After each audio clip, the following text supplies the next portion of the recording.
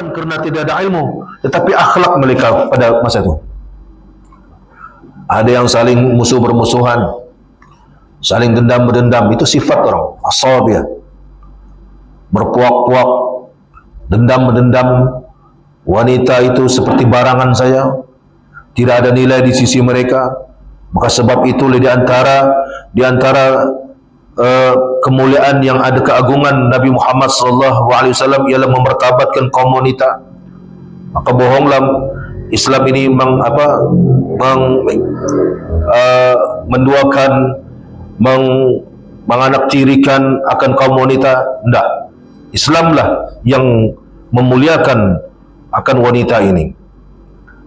Jadi kata Nabi SAW, sesungguhnya aku hanya diutuskan untuk menyempurnakan akhlak yang mulia. Jadi ini bermaksud pada waktu itu jemaah, keadaan akhlaknya bangsa Arab pada ketika itu, khususnya Arab Quraisy yang berada di Mekah pada ketika itu, sangat buruk, sangat tidak bagus. Seperti orang yang tidak punya tamadun pada ketika itu. Maka Nabi SAW diutus tidak lain tidak bukan untuk memperbaiki, memperbetulkan akhlak-akhlak manusia pada ketika itu. Dalam riwayat yang lain lagi, kata baginda Nabi Muhammad SAW, innama bu'istu liutammima makarimal akhlak. Sesungguhnya aku diutus untuk menyempurnakan akhlak yang mulia. Maka sebab itulah jemaah yang dimuliakan Allah Subhanahu wa taala, betapa pentingnya akhlak ini dalam agama kita. Karena di antara penyebabnya Nabi Muhammad SAW diutus menjadi Rasul, tidak lain tidak bukan untuk menyempurnakan dan untuk memperbaiki akhlak manusia pada ketika itu, pada saat itu. Dan alhamdulillah jemaah, kalaulah bukan kerana baginda Nabi Muhammad SAW, tidak kita beginilah. Mungkin kita pun tidak punya akhlak.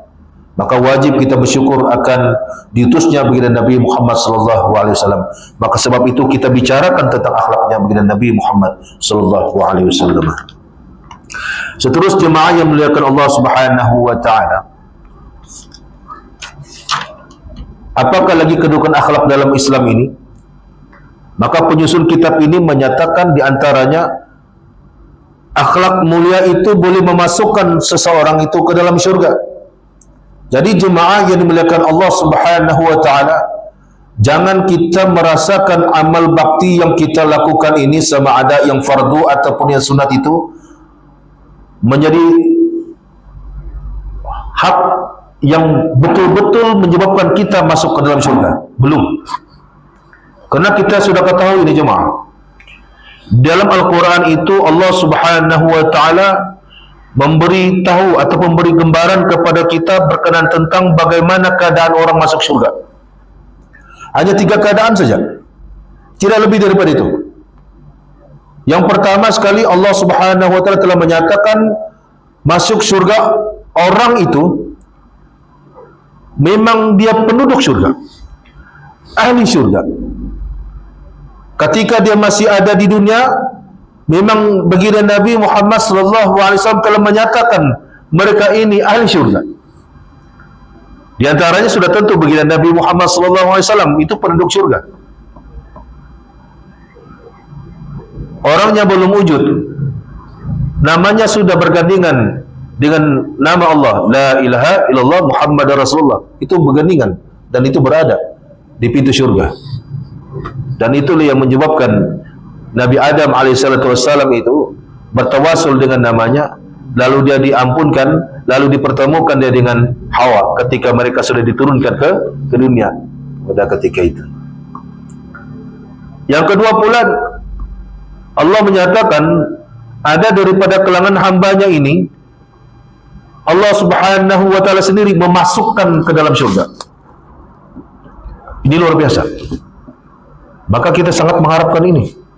Kalau nama kita berada dalam syurga, wallahu a'lam bishawab lah. Itu belum tentu lah pula. Kalau yang benar pun wallahu a'lam lah kita.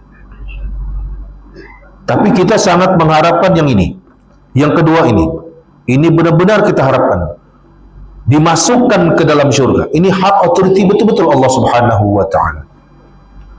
Maka bagaimanakah untuk mendapatkan anugerah seperti ini, adakah cukup kita melaksanakan kewajiban?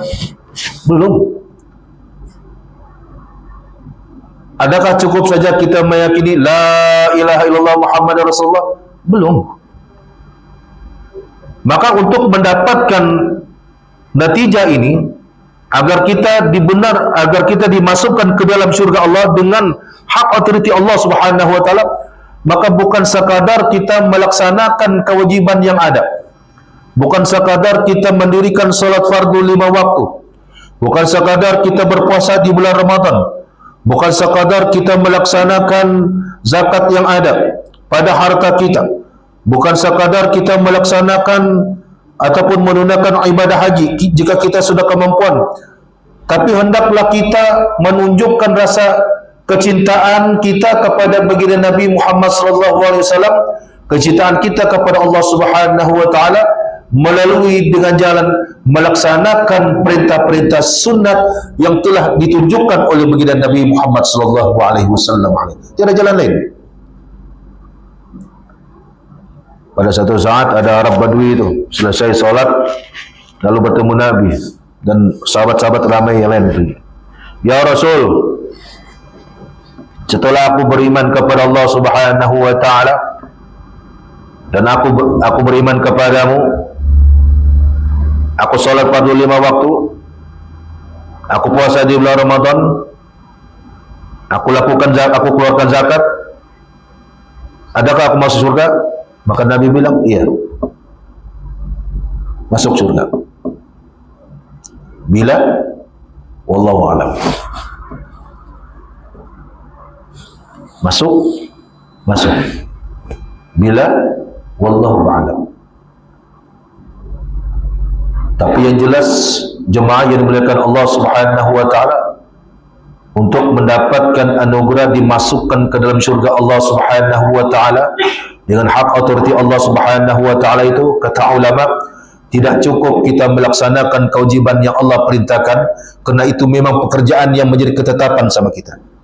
Tapi hendaklah kita menghidupkan, melaksanakan perkara-perkara sunat yang telah ditunjukkan oleh baginda Nabi Muhammad sallallahu alaihi wasallam. Baginda Nabi Muhammad sallallahu alaihi wasallam itu, jemaah, malam kurang tidurnya berqiyamul lail, sehingga para ilmuwan kita mengkaji baginda Nabi Muhammad sallallahu alaihi wasallam itu hanya tidur dalam lingkungan 4 jam saja. Jadi itu bertentangan dengan pandangan yang 7-8 jam yang menyatakan tidur yang paling ideal sekali 8 jam, 6 lah. Lalu ada yang menyatakan Nabi tidur dalam 6 jam.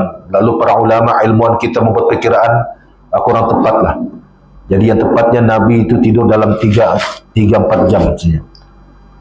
Dan para ilmuwan kita membuat kajian bahwasanya Nabi kebiasaan tidur awal. Jam 10 dan Nabi tidur awal. Tidurlah. Tidak lagi kupi-kupi. Tidak lagi lipak di kadai restoran Alif sana di Pagar. Tidak lagi. Dia di Sebarang sana.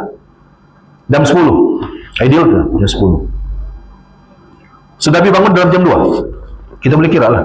10, 11, 12, 1, 2, 6 lah, dalam 3-4 jam gitu. Lalu Nabi bangun, Nabi tahajud. Sedangkan Nabi itu sudah tahu, sudah maklum yang dia memang penduduk syurga. Dan dia adalah orang yang pertama masuk syurga.